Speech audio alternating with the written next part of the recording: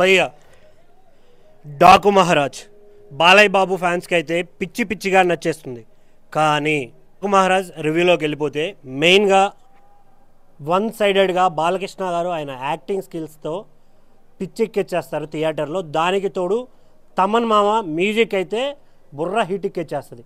నార్మల్గా తమన్ గారు ఎప్పుడూ డ్రమ్స్ పగలగొడుతుంటే ఈసారి మాత్రం ప్రతి ఒక్కటి చెవులు పగిలిపోతాయి థియేటర్లో చూస్తే. ఒక చంబల్ లాంటి ఒక ప్రాంతంలో ఠాకూర్స్ వాళ్ళు చేసే దారుణాలని నీటిని కూడా ఇవ్వకుండా వాళ్ళని ఎలా పని చేయించుకుంటారు, దీనిని హీరో ఎలా అడ్డుకుంటాడు, వాళ్ళకి కావాల్సిన నీటిని ఎలా తీసుకొస్తాడు అనేదే స్టోరీలో. మన ప్రజ్ఞా జైస్వాల్ గారు ఉన్నారు, శ్రద్ధ శ్రీనాథ్ గారు కూడా ఒక మంచి కీ రోల్ అయితే ప్లే చేశారు. వీళ్ళతో పాటుగా మన మిస్ వరల్డ్ ఊర్వశి రుతురాల ఆవిడ కూడా మంచి క్యారెక్టర్ చేశారు. ప్లస్ ఒక మంచి ఐటమ్ సాంగ్ని కూడా ఇచ్చారు.